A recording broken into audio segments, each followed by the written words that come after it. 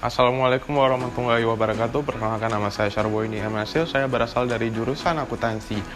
Saya hari ini mau membahas tentang dampak virus corona COVID-19 terhadap pendidikan di Indonesia dengan mata pelajaran Bahasa Indonesia Diskusi 4. Sebelumnya, salam hormat kepada yang terhormat Ibu dan Bapak dosen pembimbing tutor dan seluruh teman-teman mahasiswa Universitas Terbuka yang berbahagia. Tidak lupa sholawat serta salam kita sanjung sajikan kepada pangkuan besar Nabi Muhammad SAW sehingga kita dapat hadir dan sehat sampai sekarang. Sebelum masuk ke pembahasan ini mengenai dampak COVID-19 terhadap pendidikan di Indonesia, akan lebih baik jika kita mengetahui apakah virus corona atau virus corona 19 adalah penyakit menular yang disebabkan oleh virus SARS-CoV-19. Sebagian besar orang yang tertular COVID akan mengalami gejala ringan hingga sedang dan akan pulih dengan penanganan khusus. Namun sebagian orang akan mengalami sakit parah dan memerlukan bantuan medis. Awal kemunculan COVID-19 pertama kali muncul diduga di pasar Wuhan, Cina, sampai akhirnya menyebar luas sampai menjadi pusat perhatian di Indonesia pada bulan Maret 2020 untuk pertama kalinya. Pemerintah mengumumkan 2 kasus pasien COVID di Indonesia sejak munculnya wabah virus corona. Timbul berbagai macam masalah, sebab virus tersebut tidak hanya menyerang manusia tetapi juga memberikan dampak terhadap perekonomian dunia serta mempengaruhi kehidupan sosial di berbagai negara. Salah satunya yaitu dalam dunia pendidikan di Indonesia, yang sebelumnya pembelajaran dilakukan secara terhadap muka atau luring. Tetapi pada masa pandemi ini sistem pembelajaran tersebut tidak lagi berlaku. Guna mengurangi penyebab virus COVID-19 di Indonesia, pada awal pemerintah menerapkan kebijakan berupa social distancing atau pembatasan sosial yang dilakukan di Indonesia selama 2 minggu.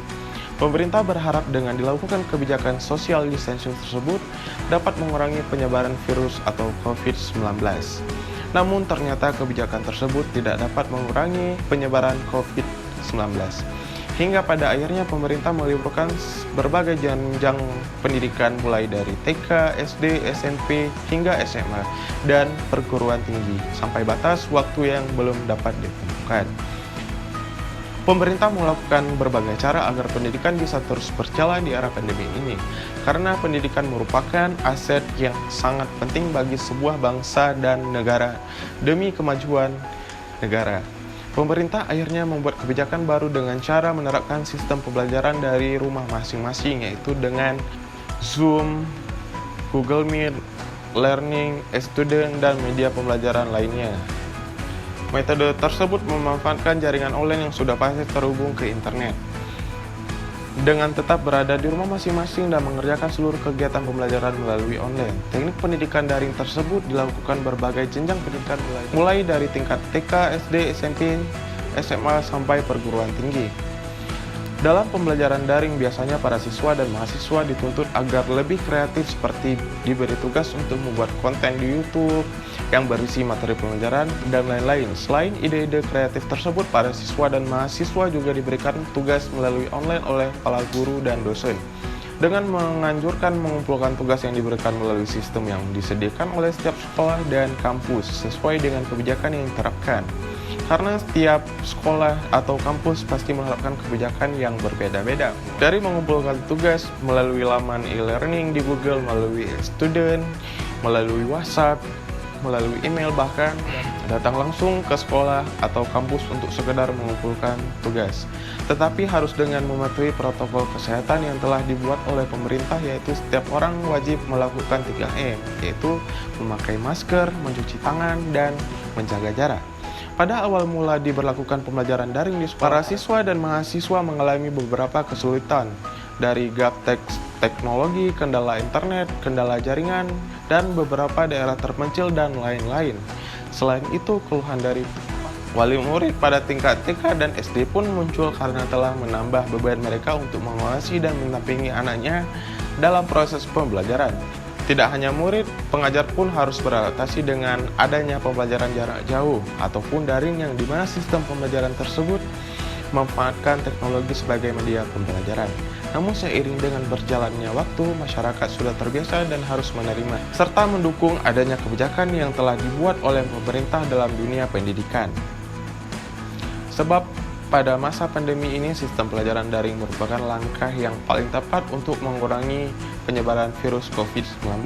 Menurut saya, dalam sistem pembelajaran jarak jauh yang dianjurkan pemerintah masih banyak kendala, seperti kendala pada jaringan, susahnya untuk memahami materi yang diterima ataupun ditangkap oleh siswa maupun pelajar. Dan banyak keluhan seperti diberikan tugas yang banyak, tapi selain itu di sisi lain sistem pembelajaran daring juga memiliki beberapa manfaat, salah satunya yaitu orang yang tadinya tidak mengerti menggunakan teknologi seperti handphone atau laptop jadi mengerti semenjak diberlakukan pembelajaran daring serta work from home atau WFH. Karena masyarakat di Indonesia diharuskan untuk menggunakan teknologi.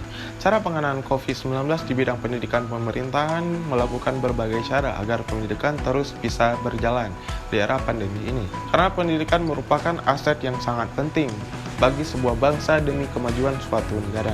Pemerintah akhirnya membuat kebijakan baru dengan cara menerapkan sistem pembelajaran dari rumah masing-masing, yaitu daring pembelajaran dalam jaringan melalui berbagai platform, melalui dari aplikasi Zoom, Google Meet, e-learning, e-student, dan media pembelajaran lainnya.